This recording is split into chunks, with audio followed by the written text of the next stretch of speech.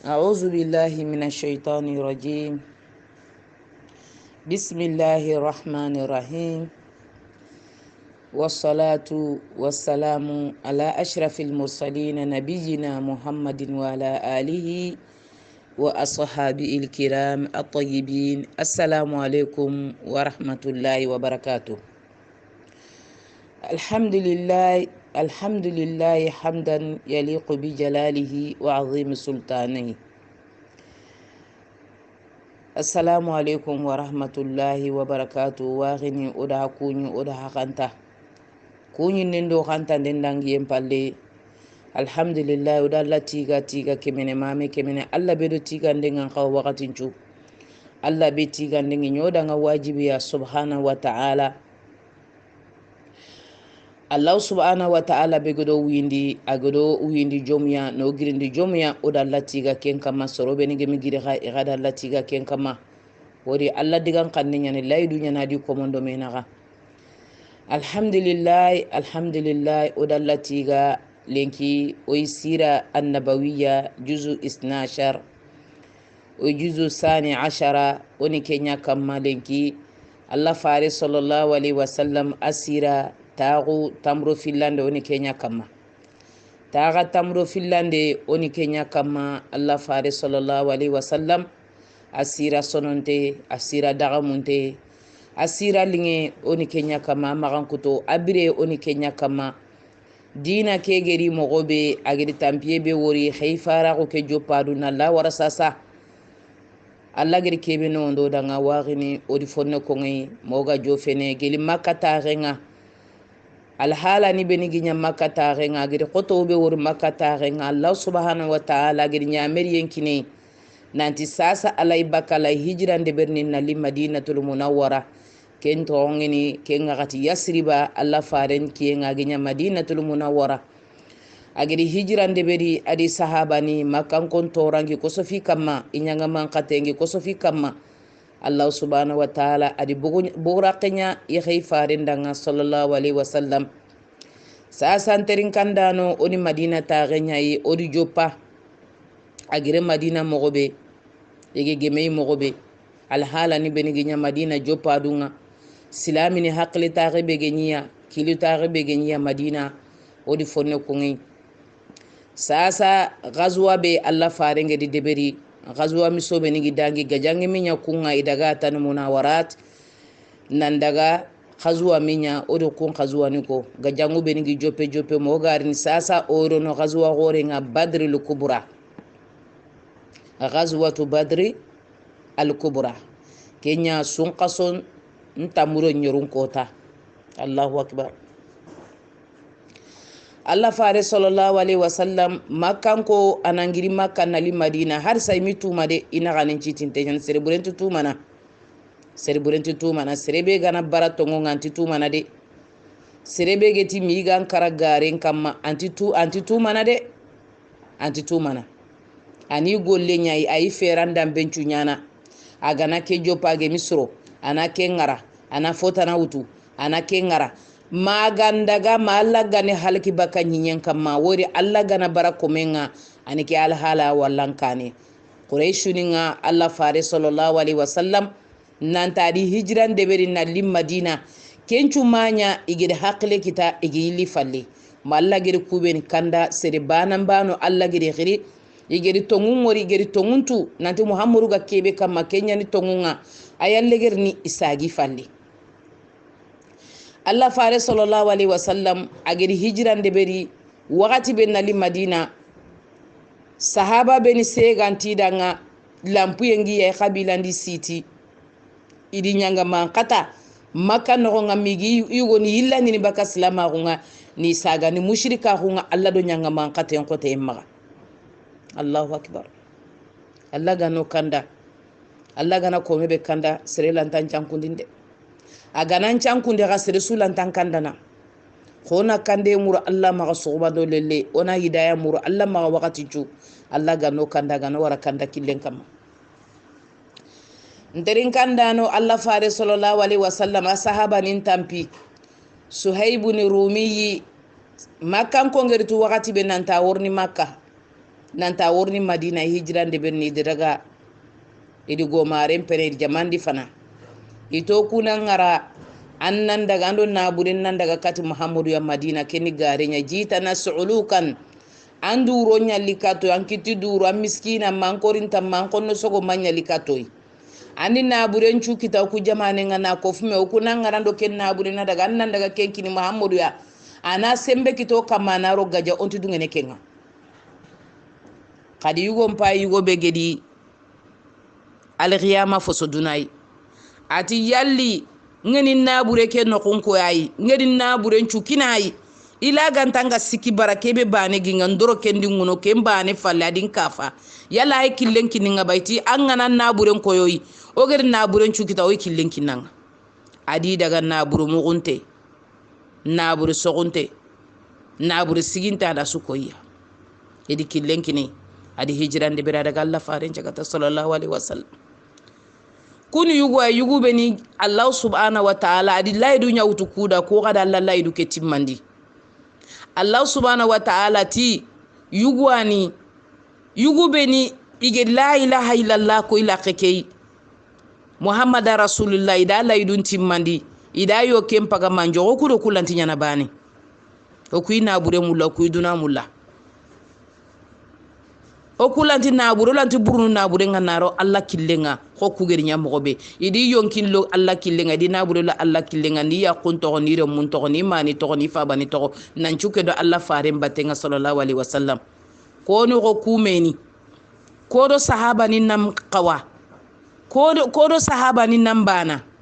kenya nin terin kandano sorobe ni gari ni iga foko no Allah faare sahaba ni ndanga hana tunanti Allah barakunga kuni garma jigunyai jahannaba gani taqinya kitana iblisa gali laydu nyawto Allah danga ti kunaya igaba nen torno jahannaba ken khani kun khani iblisa hizbunya ahzabu iblisa sorobe ni gata hono ku sahabatul kiram Allah subhanahu wa ta'ala ke to qur'an no ngai ke yampa ku soro maga yampa tenya ku soro maga igollu nyanci ga Allah gi yampi maga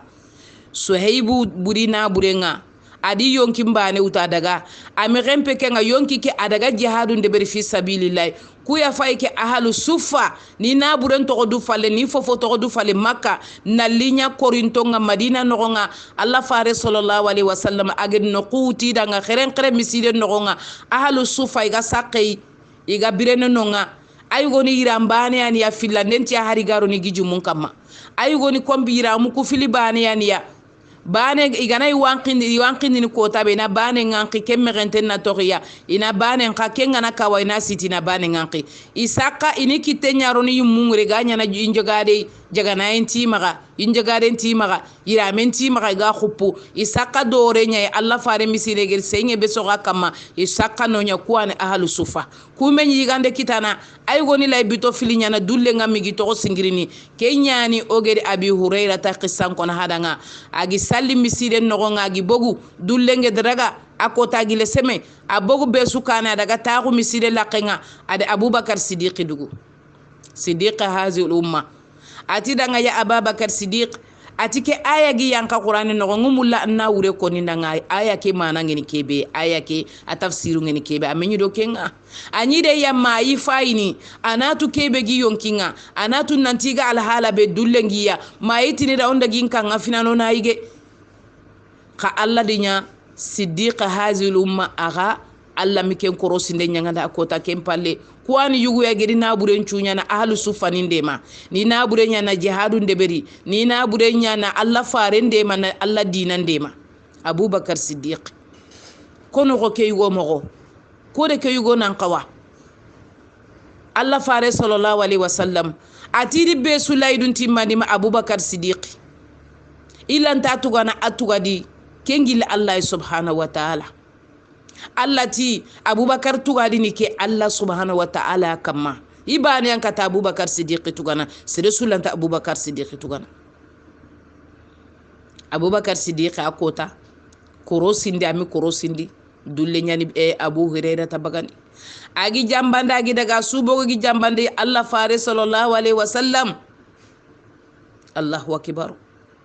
sere sudo ke gonta bana agi bogu bana agara abu hurairah ta ya gompa eti lidim batenga londaga adi kitel laga da de kikanga Allahu akbar adi tu kebe ga yonkinga dulle nyani ada de kikanga Allah fare sallallahu alaihi wasallam adi tunanti quraish num bogu makka yi bogu makka damdam agi daga luke makkan ko nga ibogu iti worni na burum pampa wujune yugo ambogu makanali nanti worni badri Allah fare de tunanti quraish ni jofe badri wujune yugo abu sufyana ado na buren daga adi sailin killen wutu gejila kenga ado na buren lo makka na buren kisi ka quraish nin kanan ko nyambuga ko ta surugoro be hagitu ku nyambugu ashrafu quraishin utba bun rabi'a shayba bun rabi'a abul bakhturi bun hishami wa hakim bun izami nawfal bun khuwailid haris bun amir bun nawfal tu'ayma bun adayy ibn nawfal nadr bun al harisi zama bun al aswad abu jahl bun hisham abu jahl wayde anti falle ayani kani dunderen kanan kono abu jahl yai abu jahl bun hisham ay kane umayya bun khalaf awonunga wa munabba ibn al hajjaji suayl bun amr wa amr bun abd wud Allahu akbar ken amr bun abd wudi ike mulla sembente nyana lay kurendanga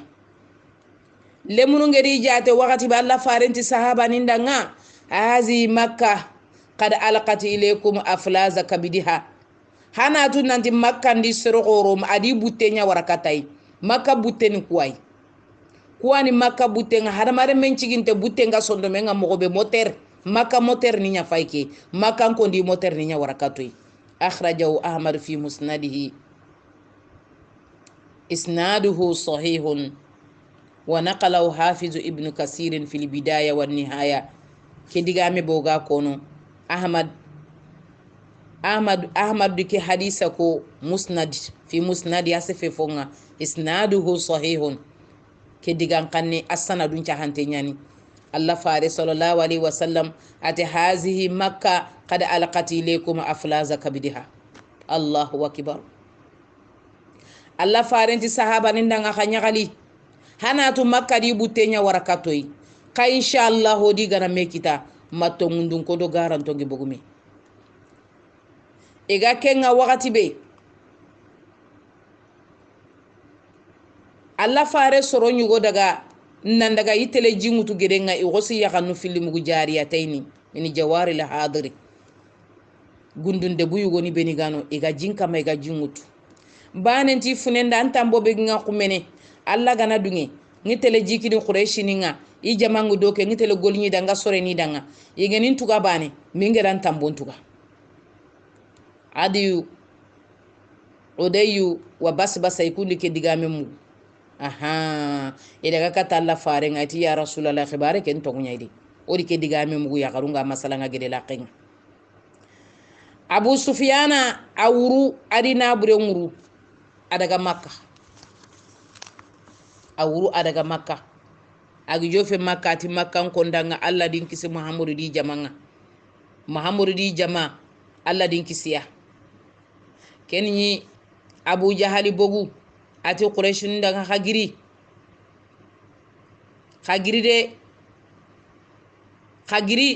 on daga muhammadu di jaman pampa abu sufyana ti ate haritu nanti naburen kisi naburelli innakum innama kharajtum litamna'u ghayrakum wa rijalakum wa amwalikum faqad naja Allah farji'u ati khama daga gajange de berti muhammadu ya de hagado naburenya hado yonki kisi naburen kisi Allah di kisi muhammadu ya kasage abu jahali ti wallahi la narju onti illene hata narida badran o telle amogi mini badri gedenga dundara ko musiba nyandi awa ke qissa ke sira foge be anana gonga khadi dundara ko pay hada mare me dundere legeru nga nyana kebe khadi fay qaruna gi legeri mogobe abu jahal khari legeri nu kundunya firawna gi legeri mogobe abu jahal khari legeri nu kundunya ati abu sufyan da ngay kuna talla inti sagene mi ganda ga mini badri gedenga badri akota arabu ni menyi no kunyani no hore nyani no kutokonte nyani igarar no arabu ni chuna mugu nanti wallahi kunti kanna ato telleya odo gajanyo kuntelleya odo naburun tella kota soga kerindini nana haru juzura wa nut'imu ta'ama wa nusqi al-qamra wa nazifu alayna al-qiyana wa nasma'u wa tasma'u bina al-arab wa bimasirina wa jamina fala yazaluna yahabuna abadan ba'daha famdu atonti lene o jofene badri gedengaya odo fankanjo fenea odo sembenjo fenea odo yugusira kunjo fenea odo naburenjo fenea odo gomuyenjo fenea odo togonjo fenea odo dawlanjo fenea o telleya gede kebe muhammadu di jamangi daga ona koy nanti lanto kuma na ke gede jinga ona mini ke gede jinga no no gompaga ona nanin keri ona tamison keri o itien bino i kambunu o nyanya na i kambunu o fofo sunyana arabu ni namugu nanti kota su ori ke nyogon fla nyogon haqiya keri ori ke na haqiya keri inatu nanti okuni makan ko nya quraish ni nyano luddu ni nyano yi ina kono yi harabada ona dolom mini mogobe galingo danga sugano ngo magana sugen postre ina dangen postre ntimi igo jakini jakinde mogosre arabu duna arabu ncuna mugu nantodi kiya debere muhammadu ji jabanga o sagi dunana kono yi allah gana baranga a abure nyande allah yagi bara komenga amanya de kafira gumanya de mushrika gumanya sere sugi bara tonga lagari ni kiyai abu jahali buni hishami abara tonga sado silama gungari ni muhammadu garini inyitenda abul hakam kilunte haklante agi bara tonga muhammadu tida abu jahali sere sankunte sanku yenkem pampai jaga hadama winga na nyeme anyeme ada ken winya nyima to ko ke gajanyai yugo ni jama ke ko mosiki yugo yamaga yugo ke akhnas bun sharikh bun amr bun wahab thaqafi haqlante nyani wa kana halifan li bani zuhra qabila be gatini bani zuhra kun qabila isuna burenyi kefini kiya ati abu jahali danga qad najallahu lakum amwalakum wa khallasa lakum sahibakum mukhrib bun nawfal wa inma nafartum litamna'u wa ma lahu fajalu bi jubna warjuhu akendi qabila ncu kofume abu jahali gerke digambara kate ko akemiro digangebe de adi qabila nyugun kofume atinga kebe kona hada ke yugo sankunte ke dundere ke dunene ndabe ga ke digame kono khamaga sukedo ke batengadi o bogudo naburen kisi o bogudo soronya o soron kisi ta misemi karodanga nyogome mi karoda muhammadu di jaman kitemi jofe fo naburenga khoronchage korugu munyana hay lengu munyana yakarungu munyana ke dunene ndaga kebe kono khamaga terinka a jamandi terinka kenyani tikanan kengana jamanna nyaiga kanan ken pamuna haga na famu hasukisinia haga na me famu haga na nya lagabane haga na nya khambane adi mushrika akwa kota jamandi terinka yille ado ko mosiki yugo yille baka wujune ke yugonga quraishi ni maga adi qabilanji go sumi karay kumma ati fa innahu la hajata lakum bi an takhruju fi ghairi dai'a hajun ta hamaga nanti hanali fomi bon hamaga nanta hanan buguna la hana burumbono ni de ona dolomini de ona tamison kerde ya garuna nchugo danga de dunano mbugu atike mawrna faga kede khoronchagi asoronti danga oda mugo dan terinka sasa ngana sagati sasa isuke de me batenga isage walam yakun baqiya min bani zuhra rajulun wa'idun yugo sumi to ken qabila faraja ati bani zuhra مال أخنس بن شريخ فلم يشهدوا بدرا من هاتين القبيلتين قبيلة نفلي إيامي بدر دبري بني زهرة إكانا كنجري أيل دي باتنga أدي جماني لاندي أتي خمغا كترينكا هاغانا كترينكا والله أنيانا مصيبانيا بني عدي بن كعبي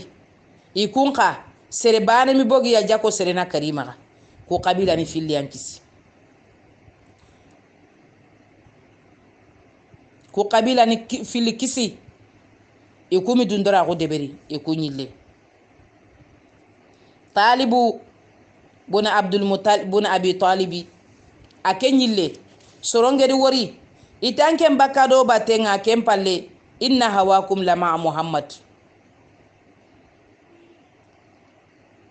bani hashimu yugoni benigi yil daga do quraishi ni batenga itanke lindo batenga ya khafu kempalo wotu nan tanke ti muhammadu kerni antike fini muhammad antike fini kuina muhammadu kerni anke fini muhammadu kun khayile sasa quraishi ni li yanka badriya eti sate nga sinkani sonin kondi kode ferenyani dampun Allah fare sallallahu alaihi wasallam ame rempe ke nga jamayu wona nyido kunya kunnan ce fa ko ta kungeni ansaru nen madinan ko Allahu akbaru jama jiga haju wasa jatigi suru kwani samba nyongo monga jungu duro kille famo inte nyanu kuyade kanan ni boso konne ni bosi kwani yugu be ni gisure gi wakile tallage talla fare nda bismillah jamane nga igeti sahaba nindanga nugudun qulla gunda ngaro ko niyen kempa o te nim pay hakka fo ya hodo na goli do ngana buren takani nagani nya kempa ke ya garu be ni galinga na ya garu filisado hijabu nga yankana hijabu mi yanka ya garu nga kembre be su ya garu ngalla nya kumpa ke be galinga ndanga na kenyo kumbaganda na hiddan ta ko hidanga na timme nyime na yagudu na buren bagani na yindanga kunyugudo ku okuna latomiya rijalun saddaqu ma ahadullah ali kunu yugo ay dangi tarikhu nga oni qisan qaranga o gana ya gadiya sira ke manani mano ga sondo mukunan jare haqlu kunan jare garantonga kebe kono alla farendi sahaba ni ona tunan tasu gare yugwani didu kinallai yugwani yalla mulla yugwani dina ke mulla yugwani yantampi dina ke kodo kuyugun nambana kodo kuyugun qawa Allah fare sallallahu alaihi wasallam ati ashiru alayya ayyuhan nas ati ansaru sahaba ninanga ya jama har sangrai mulla de nga hakla la mulla kasefe kad ha mogoko wa inna ma yuridu al ansarando ansaru ninya Allahu akbar laqad radiyallahu anil muhajirin wal ansari Allah yampa muhajirin ndo ansaru nimma yugu beni geri yonkinkina Allah yugu beni geri ke dina wuti bumbunga yugu beni geri dukina Allah subhanahu wa ta'ala wa annahum hina bay'u bil aqaba igere bayande beri wakati be ididu sukina Allah farenga sallallahu alaihi wasallam kenyani Allah farengu mulallenki ani digan kanne ke tonguntu ansaru ninti anni do ay mene ani do ya rasulallah ani do kuwai Saad ibn Muaz kanan kenya na giri ati wallahi laka annaka turiduna ya rasulallah atin kuna talla ni do yayi ka wallahi anga do kuwai yugu nyano ko fai ajal Allah faran to ngunya ni da hay ku be ni gida Allah faran jabi kuni hijra kuni muhajiruna nyai Allah faran ni kuntu adi ku kempe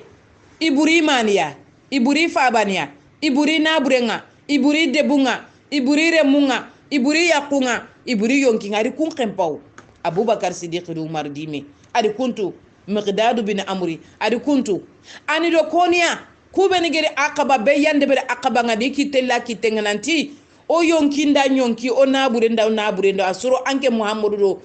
am Allah killenga sallallahu alaihi wasallam o do ran killenya ada Allah kille awa yonkin kawidan batenga de kafa gara wutanna tunan to su tokko dan batenya ani mulaya kendigan kanne nan cebeti Saad ibn Muaz yugon paya giri ati wallahi laka annaka turiduna ya rasulullah ani do ko ay mene diga me ketengano yati ajal ati to ngunya ni da ay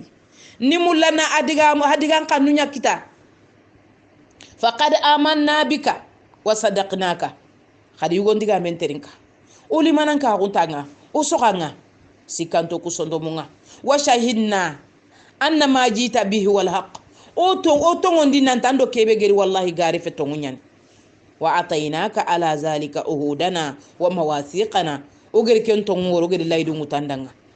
ogeri laydu ninkinanga ogeri dugan kannun kinanga ala sami wa ta'a nanto yambata o yanterinkana on tankutana famdi ya rasulullahi lima aratta daga anga kebe walla daga widan batenga fana anu maka oda ngidome fa wallahi allazi ba'athaka bil haqq ona kuna alla be gidan kaiti to ngunga law ista'radat bina hadha al bahr fa khutahu la khudnahu ma'aka ma takhallafa minna rajulun wahidun wa ma nakrahu an nalqa bina aduwuna gadan inna la sabrun fil harbi صدق اللقاء لعل الله يريك منا ما تقر به عينك فسر بنا على بركة الله فسر رسول الله صلى الله عليه وسلم بقول سعد Allah farenya aliti Sa'ad ibn Mu'az digan kannenga ayani ansaru nin kanan kenga kota digan kannenga regeni yugo be gi fati afati kota la resugi yonke Sa'ad ibn Mu'az adi sino tumi bananya silama ko nga tanji kedo sino tumi afati kenyai e tankerege sine tanyere sine tankebe sine ndi sondo mekean keme sine kempe o komo fili sine kempe tankebe sine fe sondo mekeani mene sondo meke gi jare wakati de pangana karake nganda Allah idomeo sondo meke fete ke agana beti sondo meke ge mi jare ado khafunchu bana gorono sondo munjara sira ke garam mana ni manne darsu nyande nterin kandano nke imeda ada hakunda o sunan jare ono sondo munjara Sa'ad ibn Mu'az agi fati ko tabe lare si yonke agi fati ko tabe melika nunchu anyanka igerite ajene sanga melikan jate be gisalli ke yugo akota kenyan Sa'ad ibn Mu'az atalla faare ndango ya muru no fay o limanan ka gutanga o sekanga Muhammad o seede nantando kebe gere to ngunyani ori laydu nin kinanga ori hora gunya ori digan kanne yere wuru ni nyano horo nyano wallahi onan terin kanade o gambata on tankutana bada fofo sugal linganda daga angaro gajange nyawi dambatenga Allah bege dan kawoti tonga annatu agananya ke fange be go kane ke geji be go kane angana to nan kinano gonga odo fure fe odo fofo fe ona kinano gonga ngere gano so idambato anga jingure ude anga donga nga udambati annatu nan toku ola gajange ndanga seberi yongo maka gajange ngonti kana yugo ide o sono mu ngaklanto nyani gajange le munyano yi o fabani do sara kure nyai o kismani do sara kure nyai o kuti wurnu yugo kane o kunti wurnu kure kane o sono mu kujaranto nyani o wakilanto nyani annatu ga nanti yugo suga na gira aganari ola ige mangati to ngunkilenga ando kafa nganaro anna kafa nyokite ando tamme nganara na bunne nyoma afofo galinga ndangeri fofo wori kebe ga gemanganya annatu ala barakatillah fasira bina ala barakatillah o duanga andon daga ala barakatillah udam batenga fasura rasulullah sallallahu alaihi wasallam alla fare nyagaliti Sa'ad ibn Mu'az digan kanninga summa qala siru wa abshiru fa inna allaha ta'ala qad wa'adani ihda ta'ifatayn wallahi laka anni la'ana anzur ila masari alqawm ati sasa on daga alla din nyagalindi ti finin pilliyai ati sasa nyaage nya fay ku soron panke no kunga ikara no kuni nyaage nya fay ke ga gene no kubaga kala fay ke ga gene no kubaga kala fay jibrilu yankada su ko inga Allahu akbar Allahu akbar Allah gana ghairi kinoy Allah gano suturi Allah gano le garun churondi Allah gana limanan ka ko kinoy nka mayu muru nam magandin terin kanda na no ga sondo mu kujara sondo muku awoti ntoni fete ke gana saha sondo meka gara woti e o ma jangiran toni ku sondo mun jaran to nyani limanan ka hungiya dunare mufe na burugu munyani kangu munyani godo gumunyani jamma gumunyani na gumunyani nyogo gumunyani nyogo meni ko magalen kanga yiri gana tikeme jako wujunu tammi ku ala fil jimal wujunu nyogo munyani ku ma nyogo ngallu temerin tene hectare hakku nyane tampile hectare tanjike hectare sunabure khida suralla killenye ku yugo ku selle de ku sonno munyanche le yimeni selle Allahu akbar Allah gana ghairi kinoy Allah gano le gerun churundi Allah fare sallallahu alaihi wasallam abu tenyagali asowo agir ke digan kanne mu Sa'ad ibn Mu'aziya anyagali Allah fare sallallahu alaihi wasallam ado sahaba nindaga miga jofene badri karanga ari ko gai ari Ali ibn Abi Talib ari Zubair ibn al-Awwam ari Sa'd ibn Abi Waqqas tindaga indaga badri guga inatu kebe kanu idaga idi badri guga idi lemine yugo nyino lemine ke idi nyi ay jinka ma ay jingutini gidenga idi tirindi iti hari soro wori yereba iti tongu o kuy me aga soro beni muruno kunya no ko hayto na lijinguti nga qurayshini ito na lijiwuti danga kayinti mulla oni khibaren ko sereda sasa igeri ke digame ko abu nanti igeri ke khibare ko sahaba ni ndanga di tun nanti Abu Sufyan di jama enyere Allah fare sallallahu alaihi wasallam adi sujudunya adalla tiga adalla mama ati lemunu ku gana tongun ko iza sadaqakum darabtumuhuma wa iza kazabakum taraktumuhuma igana tongun ko hani ko tu igana garen ko hani wara iti yalla Allah fare nanga di tongun ko wallahi innahu mali quraishin akhbarani an quraishin ni nyandi kule munu gaiti na lijingutu idi tongunya ko sasa idi lemunun tirindi soro mani min quraishin nga lemunun te onti jatentu ka kembere alla de arabu ni nyaser gotonto nyaiti ini nyogomo mani men kerni nyogomo mamme kerni kiyenga tamiso mamme kerni kiyenga na mamme kerni kiyenga ga yigene iti yawman 9 wa yawman 10 Allahu akbar sasa Allah fare sallallahu alaihi wasallam aditu nanti sorongu tele komo kebi sere wala ga wujune sere aditu nanti quraishun benigi bogu makanali e wujune sere baka Abu Sufyan kendi jaman daga ado na buren daga ka Abu Jahal ni benigi bogu e wujune sere baka mujazzar do Aba Buhturi gom kenya Allah fare sallallahu alaihi wasallam ati be gana gom Abu Buhturi nga gajambara nganna maka kirde annatu nanta di tambori ke Muhammadu ganni o gana nyo gana ke fare boton ti fisri ngalla ko debernide ke darsu no nga fisri ngalla ko kabante nyani dundara ko kabante nyani kawadun ta ko kabante nyani annan to ko garen kama nan tanti gilla kama ante annan bara soron to ngondunga soronga nan to anna bara anyon kingeri kebe kina annati mangar nya malla gida nyagunti ke sirai ke darsu lenki ay kenci kinne faida be hada mare men ngam kabadu jarana bakke kenin kay na sondo men kajara annatu Allah ntikini Allah ntikitene munafaka ko kama Allah ngoton tankenga gelankenga mi bange duna Allah wona Allah to on Allah wantu gelange mi bange ankini maninya na Allah gante kentu gundon to anan na Allah fo mbugunte do fo bangante Allah ntu ko melanti fo nyana Allah gante matene kenga ono sondo mun jara ono sondo mun labandi mujazzar ado Abu Buhturi ngomu adi menjangi menjangi to on junadata bunu mulaiha yugo ke aybaka bani lays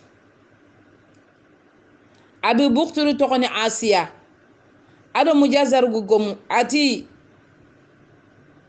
Allah farento na magankere xamme nyange konti ke ngalla da mi ken to ko Allah farendo nyamiro nambani atono xamme nyange konti to kono Abu Buhturi wallahi izan la amutana ana wa huwa jami'an la yatahaddasu anni nisa'u makka anni taraktu zamili hirsan ala al-ayat ati aske kenya genin kedi menja ngen chuna kara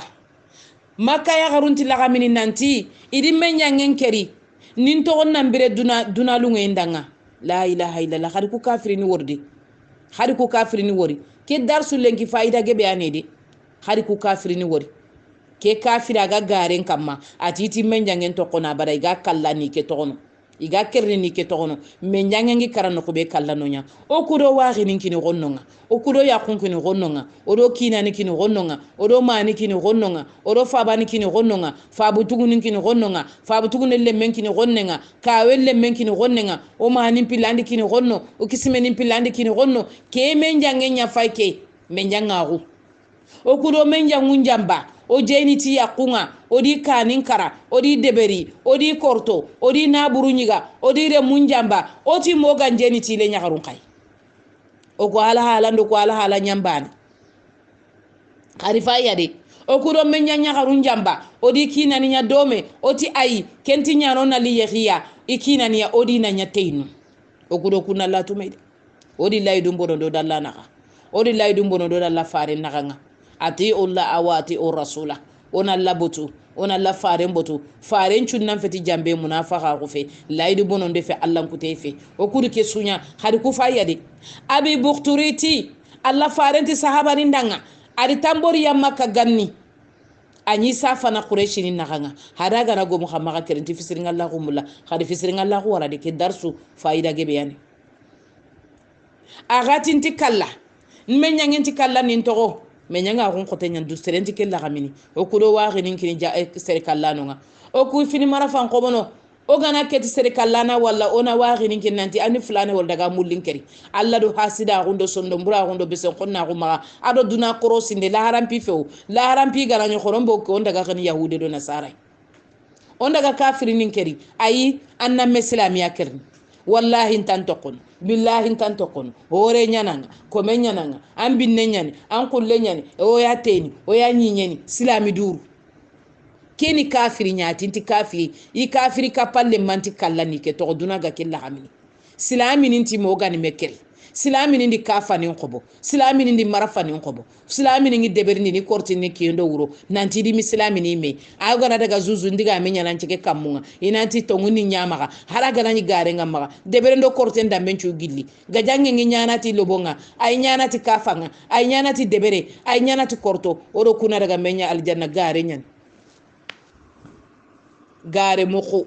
gare nyande khade terin kasri gare anga tubi nan tubi khanti ku killu wuto abadando muhammadu ga tele mewol anti ko killu wuto abada anga tele sigi muhammadu hawdu nga tangi minni angi nyake mesere abada anti ke killu wuto no muhammadu ga me wala maka du toro ako ngen ko tenyande khagare nyani allah ntamulla fare ntamulla ngana karake kamanlo jahannaba fitina kutano yimbi kumano khadi fayade silami ndo menaka mu'minin di menaka Allah fare sallallahu alaihi wasallam islami meslami afere ngara mun tenya nandanga o kuto ike ngalalana ona daga khadi nanti Allah ganan lo di jannatul firdausi al firdausi kebe gedi iblis firdausi nyan ken Allah firdausi magana nya iblis firdausi nga ken nyana khalla firdausi fede sere sunti kafa wutukati meslamia sere sunti lobo wutukati meslamia sere sunti sumpukutu ke labante nyan lew sumpukutano nan taxuti kenga ando sumpunya game nanti tongunga magaman nan lone tongundo gari sumpunya ni yampa ai ando zuzuni nya game wa ndo mena katanna karanda la na mewori ami tonguko durgo tanna maga karade yonki nyana maga beganga gana beganga mpimbono anjo fanka manga inna batsha rabbika la shadid mujazzar tidanga ati selike nyageni ange tanti kala hore nyana nganti kala amme nyangeti kala mpale sasa nda haime ababu kuturi mujazzaru dikeri mujazzaru gikeri ageri keri wakati be ati imma jahilta أو نسيت نسبي فأثبت النسبة أني من بلا التاعنين بالرماء يزني وضاربين الكبش حتى ينهني بشري ببيت من أبيه بختري أو بشرنا بمثلها مني بني أنا الذي يقال أصلي من بلا أطعن بالسعادة حتى تنثني وعابت القرن بعضب المشرفي أرزم للموت كإرزام المري الله أكبر يقوم باي إدانجي الله فارس صلى الله عليه وسلم مجزر داغر موري أتي يا رسول الله والله والذي بحثك بالحق لقد جهدت على أن يستأصل فآتيك به فابا إلا أن يقاتلني فقتلته أتي يا رسول الله عندما الله يدون جنبدي ntindana likatanga kitudulie nga abara ntinti kerni atinti kenga mogani mekriya kembre butun qore nyani yugo nyani balla yugo tanani rogo ini mullai nanti andi keri ampo sangi wuru ampo sege dan kitulaga kuni kafiri nya kuni islamin nya ku kor kenga ku koni kenga Allah faris sallallahu alaihi wasallam atalla kite nyani umayya ibn khalafi kafiri nin kananke akarano kumpai Allahu akbar ati yugo danga ya abdu amr ati merin kirke toyre anata abdul hilai ni ke to mulla makaya khanti ke mulayre ati yalli hando soroku walla ke gajange dumbu mo gobe ona sere imme subagani te qatiba nyogo mebe qatingai atoko hajunti ke ngalenki aga kenga tanu Bilal ibn Rabah hadi wori Bilal kharuge ati rasul kufru Umayya ibn Khalafi la najawtu in naja nti kisini lenki angana kisi ke anyi maka ga Bilal sitini ana siti ana wara kiyenga na segello kiyenga na gidin qore do giji men kamanati birimanda ati ahadu lenkiri alladi Bilal sembe kine ana kiri Bilal kharuge sahaba nin churi idi fanadire mudi lobon taghiya idi nyago sorobe ni gemi bire abada idi sukeri Allahu akbar kafirin nimpai kafir gorom pai igiralla kuta igiralla farin kuta igibar Allah itimi gankara kafira gun kamma malaika nulli Allah subhanahu wa ta'ala di malaika nun warakati Allah fare sallallahu alaihi wasallam badri ga jangenga Allahu akbar melika ni likefa Allah fare sallallahu alaihi wasallam Allah di wararini nanti nali Allah fare de ma badri ga jangenga iri ke fa Allah fare sallallahu alaihi wasallam na lalla fare de ma na kafiri nin kirmi ga kalla Allah fare sallallahu alaihi wasallam Allah di fare de ma adi melika nun wararini melika nuko adi kufuna gulle nya amame gulle nya ni menga amame nya na suyi menga amame gulle jibrilu yikane ka fani ngi maga ido yugo suga na gomu ina sogondi ido yugo suga na gomu ina sogondi Abu Jahali kafirinin kananke kallan kote ito ko hajunte ansaru ni mago hajunu quraisu ni nya maga o meni akifa o kismenin pillo fabe nin pillo ndo imena fa ambano yamma ga jama kenan bugu Allahu akbar akhriji ilayna akifa'ana min qaumina usrum bagandi kato Muhammadu ando faba filare mu benigi wurukati Madina yi ando odo kubeni ga faba bano kismenin filli bagandi kato Allah fare sallallahu alaihi wasallam tuqum ya ubayd ibn harisi wa qum ya Hamza wa qum ya Ali adi Ubayda bagandi ada Hamza bagandi ada Ali bagandi jerin tombogu idi ka faningiri to fay igi giri itintiya itimana antum hakuni koy kurenga na joppe nan to gonya kono yuguni meganguna Ubaydu tinkani Ubaydu ya Hamza tinkani Hamza Ali tinkani Ali eti tongu odunge o meni ana hakunga oda hakunya no gijimulo no meya oda hayani me ansaru ni wandunya fabaraza Ubayda wa kana asannu liqaumi Ubayda an qurasu ya kota Utba ibn Rabi'a kendo Utba Rabi'a idi meraga Hamza do Shayba ibn Rabi'a idi meraga Ali ado Walid ibn Utba idi meraga Allahu akbar kota goren pai angedi la gamanya gemenya kota ya ala gamin negi no andanga ayamite ya baranyai Allahu akbar kota goren pai yugundi menyi baranga hari gajange mi jope ga yugongi kitengu kamo kemera Hamza da yun kolla nyerendi bane ngi kitemba gani kemera Ali di yun kolla nyerendi Ubayda di khallenga adi Ubayda di lipa di Ubayda lipa bane sujogi Ali do Hamza di menyu Ubayda yugonga ida yun kolla kutubaki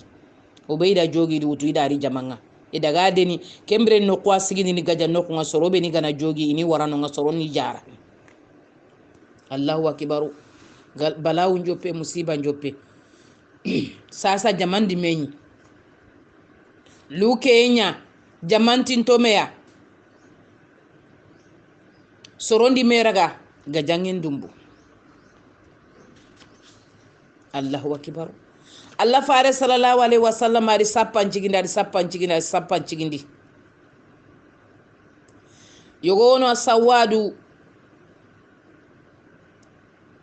Allah fare sallallahu alaihi wasallam agi jofe sapanga ari nyokondi sapanga ati ya rasulullah andi kotin nogonga ati nogon pay sawadu anan tambontuga Allah fare ngeri ida membo gi nogo sonantenga adraga adi sumbu amele ati maha malaka la haza ya sawadu ati manda ngarakia ati nimulla sadinga bakaduna mpeten na melampetenga Allah fare nduwadanga adi jamankeri akara kota Allah fare sallallahu alaihi wasallam adalla nyaga ke gajambaraide Allahumma intahalika hadhihi al-isaba al-yawma la tu'badu nkama andi ku islamin jama wori angana ke jama gana karanta ka betini de abubakar siddiq ti ya rasulallah ya nabiyallah ba'da munashadatika rabbaka fa inna allaha munjizun laka ma wa'adaka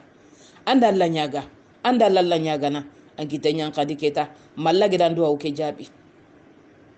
fi faladi mankange mugu aga no kubeya summa intabaha ati ya ababakar siddiq abshir ataka nasrullahi haza jibrilu akhizun bi inani farasihi yaquduhu ala sanayahu annahu al-ghubar ata abubakar siddiq anna to angere kebe ko Allah din duwa unjabi jibril fay ke aga yan kanarini ayi sinka mayan kanarini ko bengiri da batenga Allah subhanahu wa ta'ala de mandano liti sere fono beginya saidi nga silamini nga kenni koyi sere fana beginya sahidi nga haris ibn suraqata mihjaw maula umar ibn al-khattab afinan pati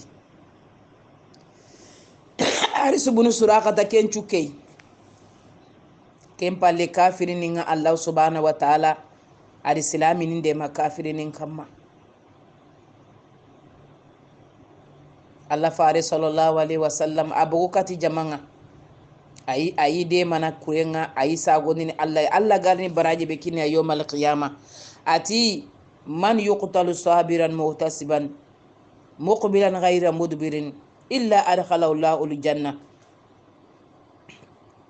ati seresu la yuqatilukum al-yawma rajulun fayuqtalu sabiran muhtasiban muqbilan ghayra mudbir illa adkhalahu Allahu al-janna seresu gi kerendiya lenki amiuru gajalle manga agi karake mbarai Allah nirondini aljanna faqala umayr ibn al-hammam akhu bani salama umayr ibn hammam temeru yugo nyama agi kambunu ati ya rasulallah fama bayni wa bayna an adkhula aljanna illa an yaqtulana haulai ati yalli kunin keri bane kenya nindo aljanna nakanga atiyo ati bakhin ari temeru funcun ceri baki kitenga ari ka famutaro jamanga ari soronkeri maga kalla Allahu akbar yugundangi inte kanna kalleide imi kallera ga fi goriya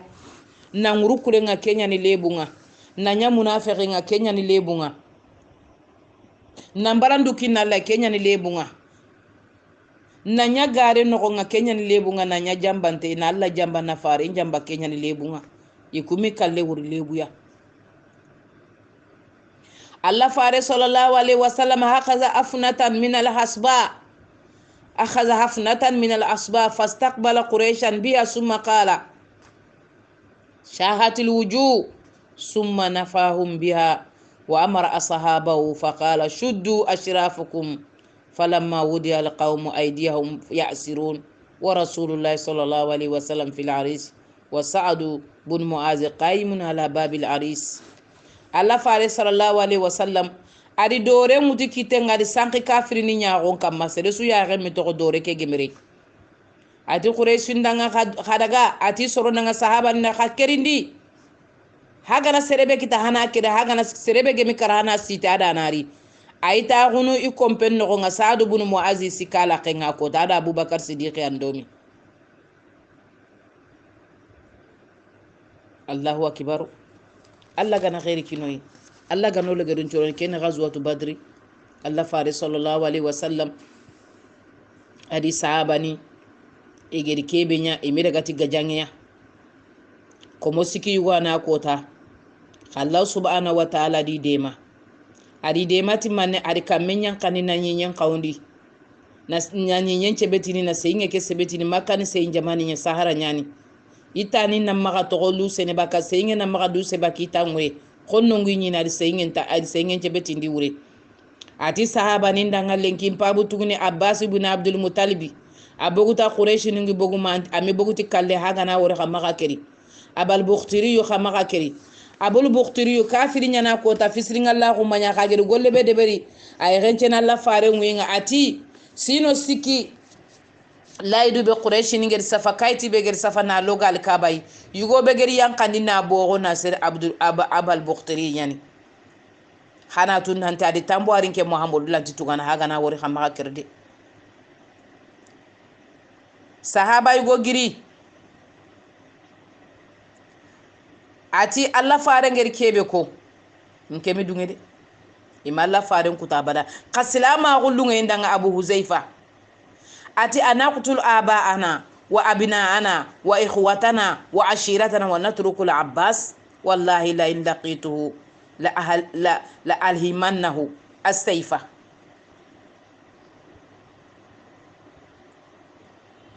atono fabani keri ono mani keri ono waxinin keri ona alla faren pabu tugune togona abbasu agamiya islamiya ngana gemenda gana gomu me mingeri ka fanya da jatigiya mingeri ka fanya na keri atigeri ke digame ko inimisi ke digame fa balagat rasulullahi فقال لعمر بن الخطاب يا أبا حفص قال عمر نعم والله إنه لأول يوم كناني في رسول الله بأبي حفص أتاكوين كوتا فناني الله فارنجتي كدنا عمر دنا أبي حفص إلي نغارين تونغين حفصة أيضرب وجه عم رسول الله يلا الله فارن بابو تغني كافا نيانا نكين ينكو لنكتبه فقال عمر يا رسول الله دعني لا أدرب عنقه بالسيف فوالله لقد نافق أتاتون كي منا ينكو لنكو تتك أكفان منافقين فكان أبو حذيفة يقول ما أنا بآمن من تلك الكلمة التي قلت يومئذ ولا أزال منها خائفا إلا أن تكفره عني شهادة فقتل يوم اليمامة شهيدا أتيجر كدقامي بكو ifini kanna ke digame be gere ko nanti mi gere Allah faren pa butugune yun ko lankutu iko ni ke digame kane iti fofo landi ke digame kafarande berni kedanga mi ganye seydin purey ga jange be gatine gazwa e yomu yamama ken digame ngorno danga kane worniro ken nogonga akara shahidin purey akota Allahu akbar gazwatu badri ke ahada suni be ginya ayugo fayke abal bukhturi allah fare sallallahu alaihi wasallam adi sahaba nindanga hagana geme khamaga keri ana tokono ado menjange yugo ni domi mujazzar bun ziyad al balawi haliful ansar min bani salim bun auf ado abi bukhturi gomu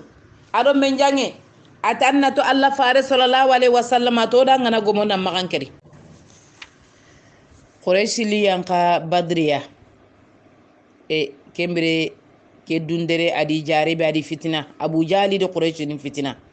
abu sufyana ti nyille akhnas ti nyille bani zuhra idi mogonchunya idi yanka allah fare sallallahu alaihi wasallam hubab ibn al-munzir ibn al-jamuh atalla fare ndanga araita hazal manzila منزلا أنزلك الله ليس لنا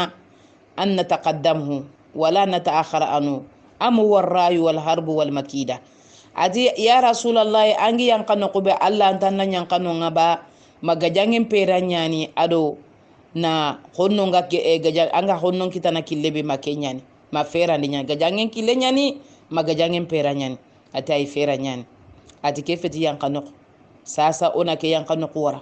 wanda ga yankan no kutanai Allah fare sallallahu alaihi wasallam adungara ayunga aton tinto jinga oga na tinto jinga ona keti kerni ona keti fanka kitani kama oni kaba jimminenga serebe ga nari jinga ona kamankeri ona nyaaw keri ni jingo maga ikungi keri ni jinti maga atandi tonguko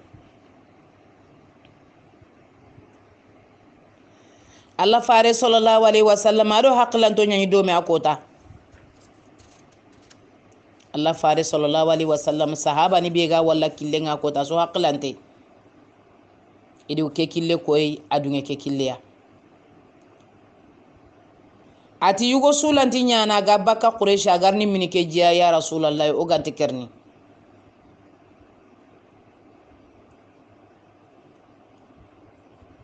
iga kenga tano gi tintononga idi yugo ni wori quraish ni yugunga iga minni jike iti ya rasulallah ni kere ati khadi wara kere ndemi joppe sere sumi ke ji mini badri ji Allah ge ma ayon kilo kitenga yugo sigi mine akota gajangengi giri iti di wara sukara Allahu akbar Allah fare sallallahu alaihi wasallam adi sahaba nin to badri sasa yugo be nigir ke digame ko Hakim bin Hizam agiri aro jaman nogonga ati ya abal walidi innaka shaykhun kabirun وأنك كبير قريش وسيدها والمتاع فيها هل لك إلا أن تزال تذكر فيها بخير إلى آخر الدهر قال وما ذلك يا حكيم قال نرجو بالناس ونام الأمر حليفك عمرو بن الهضرمي حكيم بن هزامي أدغكتي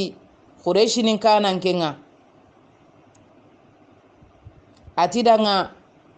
Mughira bunul wali Mughira danga ati anyani kanan ke ngasir gore nyananga atanti fayina ando jamana nyille anna mo to ko soro magay gatolo haliki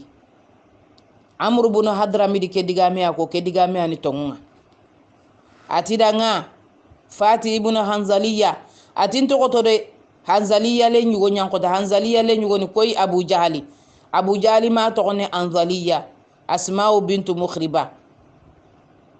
Aibaka bani Nahshal bun Hanzalata bun Malik bun Zaidi ati danga ate Hanzaliya le nyugo nyankoto ati daga kate adaga kata Abu Jahali agedi digamen ko Abu Jahali dundara gunde raga ati ya bal hakami inna utuba arsalani ilayka ati utuba bun Mughira din qayangadi ati ona me famu odo jaman na nyille ona maga sorolo halikiyenga Muhammadu me na bure rogodanga ona buren kisi ona buru maranten kisi na buru siginten kisi hada mare munyonkin kisi ona maga sorolo halikiyen kitenga abutu agerke digame muga abutu agar Allah fare ngaina abutu ati wallahi la narju ata yahkum Allah bainana wa baina Muhammad ay garen kama kay Allah to konkono atonti sagene ma Allah gan kito do Muhammad na kan kengi garen kama Muhammad to ngon kama anti foy mamunu batte Muhammad tanna munu batte ngaran Allah bota ambara Allah ni Muhammad ade mana ananya de mana agosu kuna atinti sagene do jamanti sagene ma Allah gan kito do Muhammad na ati utuba gerke digame be ko ngajunte kan wotu nanti hag kono Muhammad di jaman worta kan nella habutenga ngenti kan Muhammad di jaman ti foyu gana mata miso o kuy nyogo mon kerno ina nin kerni fankan ngoy sembe ngoy ati awa ngenti kan Muhammad ati sasa haga kebe nyana hananya yugo giri Amr ibn Hadrami ati wa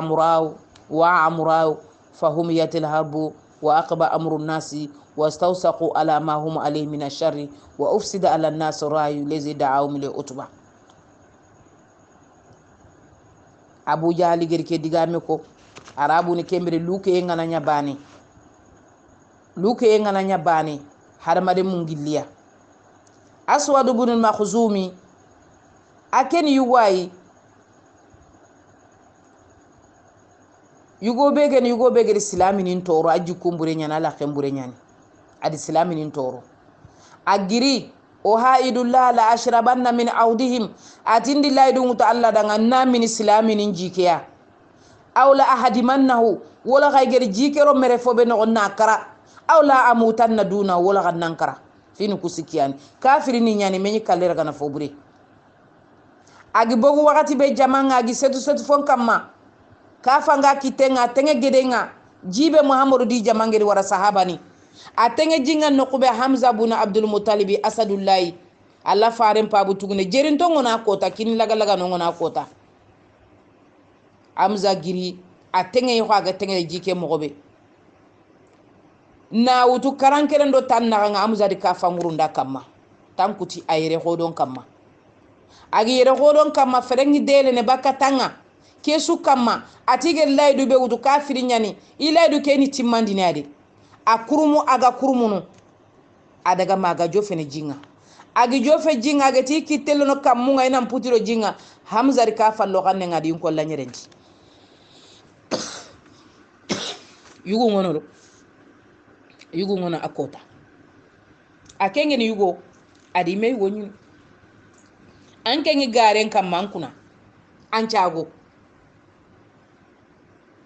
yali kube ni gato ngun kam makunyan kanaba yugo nyino akota ida kune la laqinga ida kannin kutu utuba bun rabi abogu igeri kekeri wakati be abogu shayba bun rabi abogu walid bun utuba abogu jamanga irisigi iti ya muhammadu sasa golle njoppe jama bagandi katoyi olo jama be ga jopana kure njoppe de muhammadu ansaru nunga yugo ni bogu awfu bogu muawizu bogu harisu lenyugum pilli abdullah ibn rawaha ati hakuni koyi ito kuna ansaru nyai ito ko hajunta hakum maga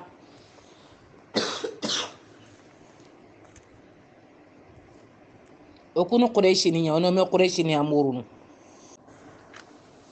abbas ibn abdul mutalibi ata ko tani gertu nante atika ger kuyibe wori asante nyane kuyike bidi sikanyani ke yugo ger luke makka no gonga fatajahaza nasu sura'an be suri kan no gonga sudegi imo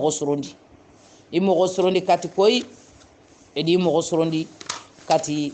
nabure kebe ga killenga Allah fare sallallahu alaihi wasallam adi jamangir mugu nanti abu sufyana ado qurayshun nabure ada yigili samiya ada itengene makka Allah fare sallallahu alaihi wasallam ado silami ningiri keninyi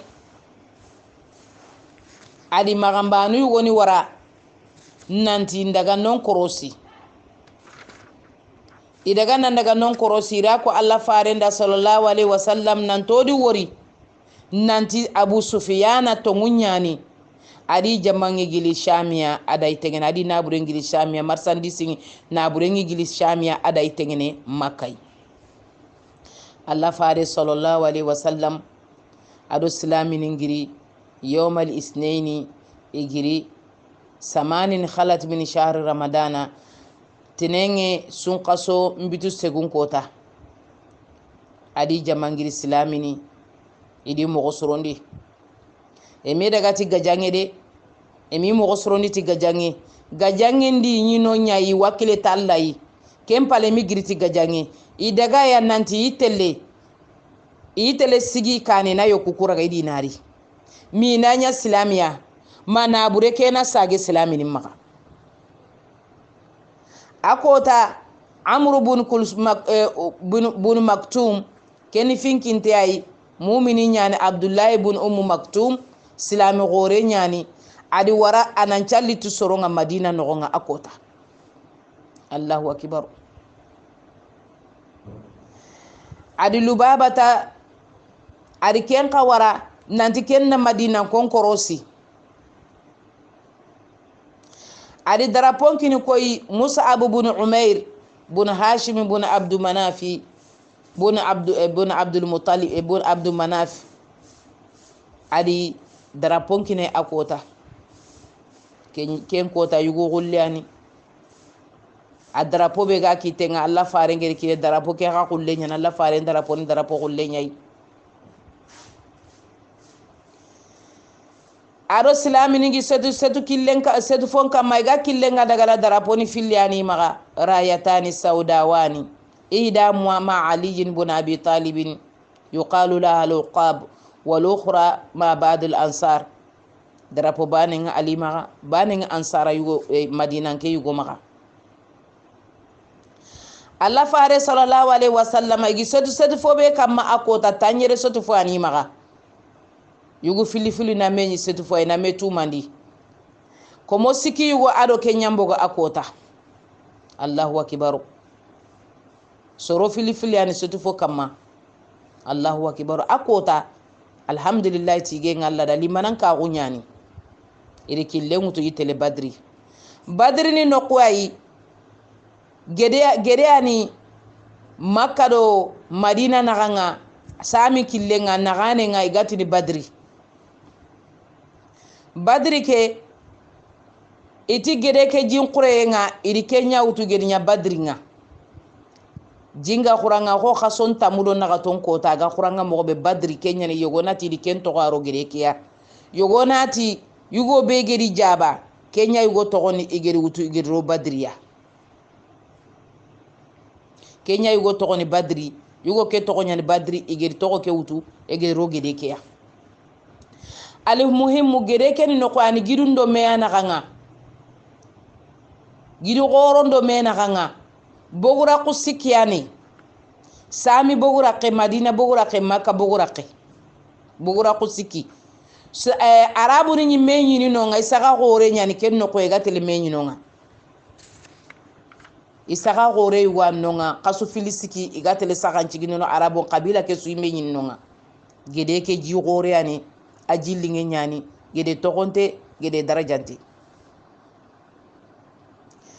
ido yugo gom gundun ke di trindi killenga ita ando soro gomi ba agira Allah faren kunyi sallallahu alaihi wasallam ata ando soro gomu ba atido soro gomu nonga isika nanti geri kebe ko to munyani idi killellaga mi gari ni badriya Abu Sufyan serigotonte nyani korosinda nyani haklante nyani adi mugu soronde kinyande nanta Allah fare sallallahu alaihi wasallam adi sahaba nin bogu iyi killenga i worni killen kutikane iga naburelle ganiya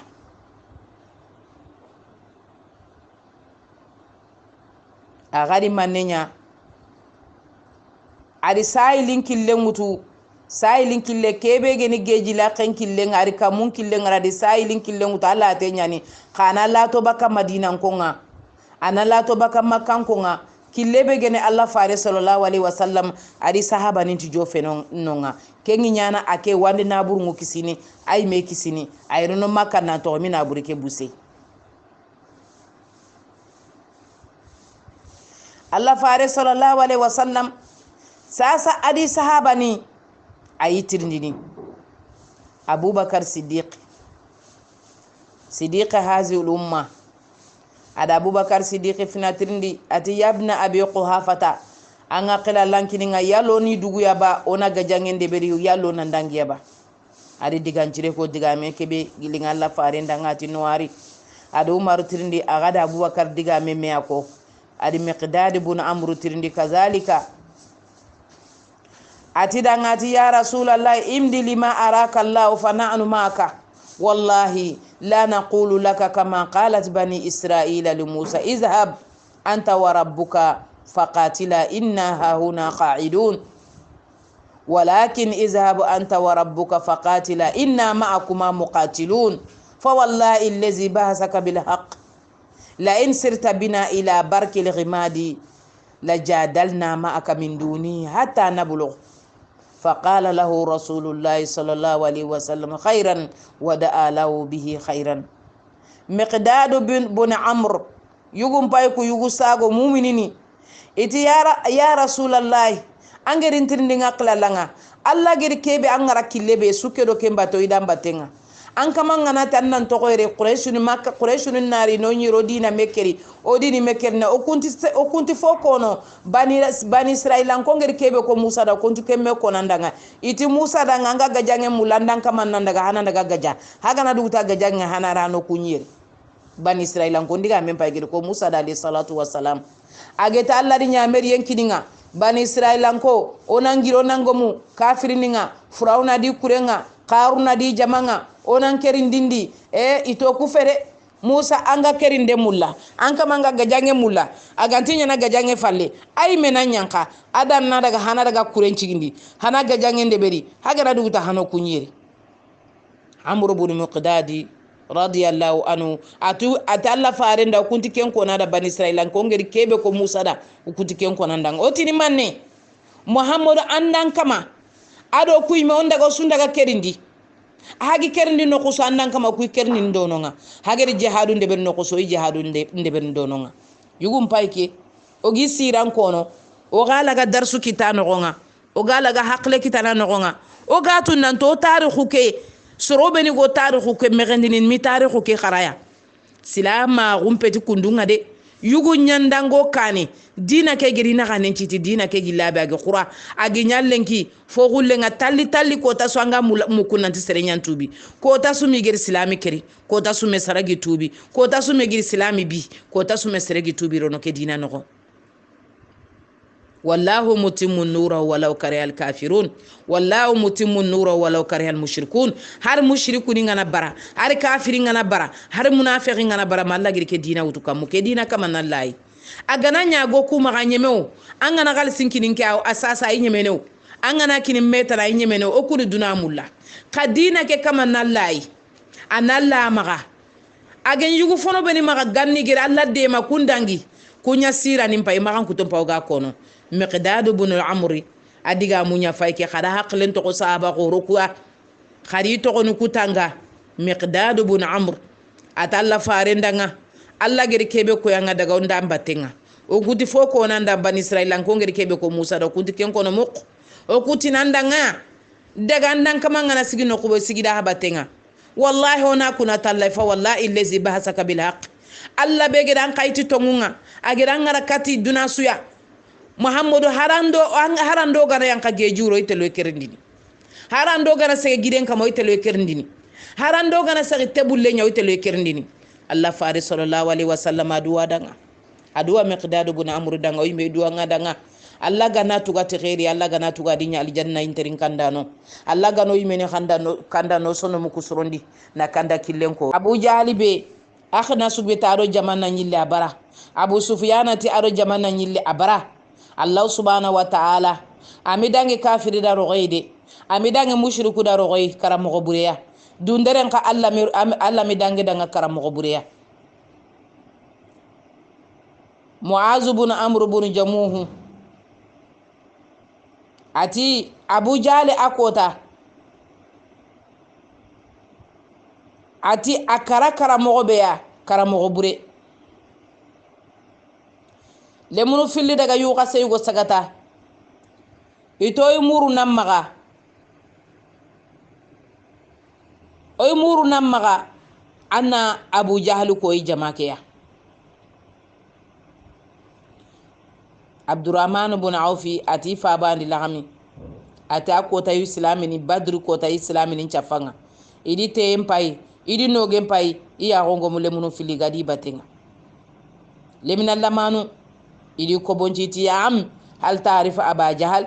yala nga aba jahal tu jama keiba ati ngotu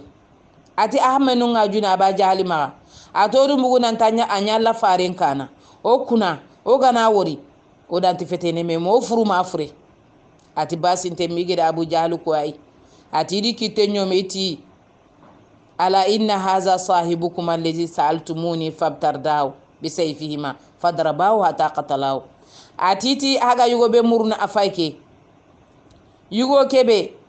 haga nya murunu afay ati soro filidi ka fangi tengedi keri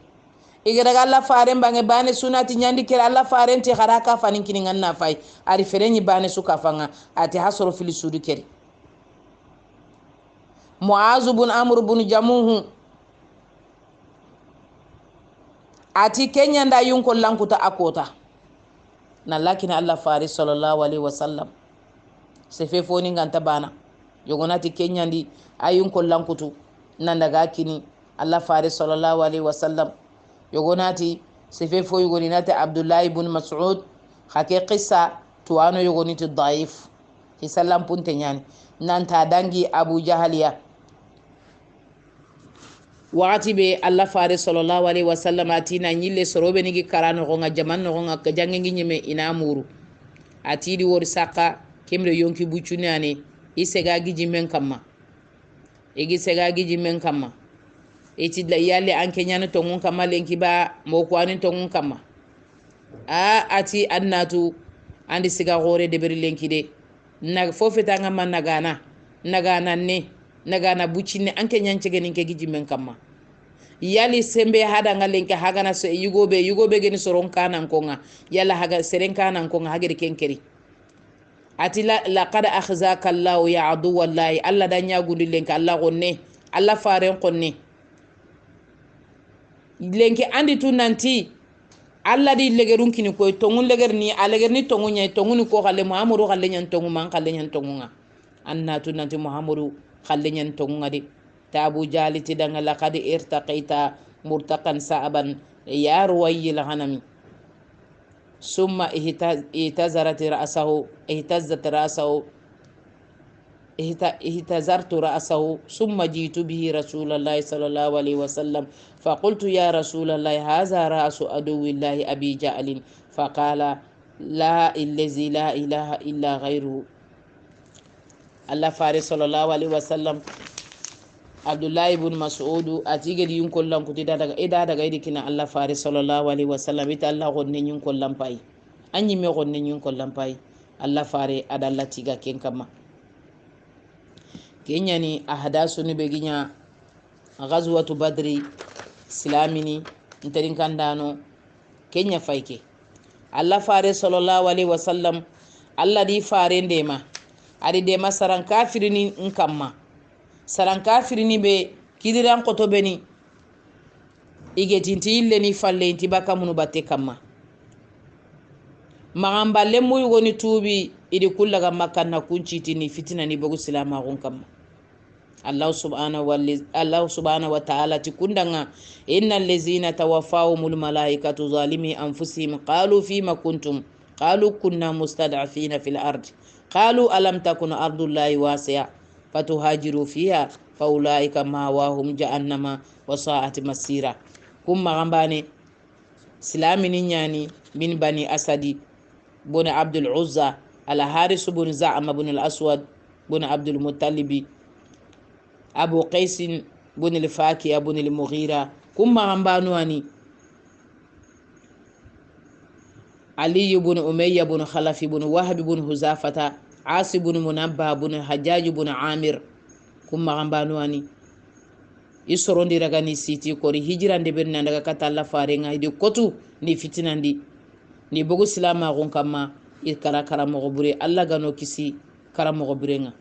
Allah fare sallallahu alaihi wasallam ghazwatu badr gidangi gir keberega saran kafirin kuya gajanyoku do kafani do naburu do sorobe ni giri siti do nyogomo do fofo sugi maganya feyinga Allah fare sallallahu alaihi wasallam adi feyi ke tagandi silamini do mena ganga Allah faren caage kati madina sawonte anya galinte ay mengutunte nyancaage ado khairun caage ado butum radin caage agiri soro dantan to be kara silamini ngagiri kumbulu kubeni gibire ado kun caage ido wosu en caage kati madina konga makan kongere mugunanti kebe ginyi soro ngai suno ibutum bono isondo mum bono yagarum butum bono yugum butum bono ghazwatu badri itina maga wude soro be ni re munge kare maga wi gana usuma amur soyniya Allah fare sallallahu alaihi wasallam Allah di wasa Allah di dema kafirinin kamma lenki khalle wurna sigindire ghazwatu badri ahada suni beriginya khibaru beriginya ghazwatu badri kenya faike ogiri wakati lamane be kitana kinyanda kenya faike walla nyagana Allah gana wakati tana ko interin kandano ka faida be ga sira kenno ko ngana terin ka dujara de faida fanan nan chondo men jara sahaba nin chondo mon jaran to nyani dundara ko Allah gano kisei dundara ko ana hadamare men kisi en kinyana legere burunta ko nyai soronga na kanjo ganan diga mandanga anna to soron kallenga ngana to soron kallande to galla kallenga anna dulaba ni baka hasida gunga anna dulaba ni baka besen qonna gunga annan cho Allah anna tu nan ta ngana wakila ngana kenalla gundono bangi Allah woni de me nyangandanga agida lo dalanga ko teke no Allah woni de me nyangandanga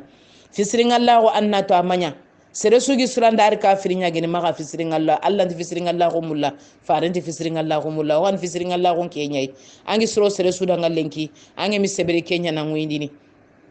soron bay sorondi ya ganjini li ya gan no nga gisiri danga iminya fofu alegaru nya gonna gondo besen gonna gonya Allah tike mulla Allah ti balla sere sure Allah ti sere su gaja nga gisranda nga yawmal qiyamah nanta Allah idugina nga fisirin Allah ko manya de fisirin Allah ko manya onan tubi baka yango po mi senda fo barakate nga astaghfirullah wa atubi le ko ngana do terin kandano sado kallen garini ona tu nanti dina ke me joppe no ede a joppe kotenya sira ke manani kenyai soronga kebe kono Allah fare nga salan kafirini ado munafiqini ada Allah kono honno Allah fare petike ngade Allah fare qisam manani usuna darsu kitay ona tu nanti kebe haqiqa ngene kebe ke nikiyai kenya no sikire wagini Allah ga no gomdi sahaba yi na sahaba gomdoyi Allah ga na ko tatana ko inshallah o sey ko ngene kebe yi mo gere kinyandai أقول قولي هذا وأستغفر الله إنه هو الغفور الرحيم وأتوب إليه إنه هو التواب الرحيم والسلام عليكم ورحمة الله وبركاته سيرجعنا فوق تدعى مكوانا تورا كمان يامبو مغا أكو يامباسو مغا wajunde nyane wajunda na foko ay mejuko ana foko terinkanda no juko hasuna on Allah galle nyakono Allah gano legerin churondi Allah gana khairi kuni Allah gana bireke no ndo danga Allah gano suturu duna ado al qiyamah jangiran to Allah gana sa nyongora karafuru Allah gani ganema Allah gano yimeni sorondi no ko tandugo hawa ya gare nyano mukulusum jabira na mbo gidi magale ya gusela wassalamu alaikum wa rahmatullahi wa barakatuh khirindi foke 00227 80 36 11 17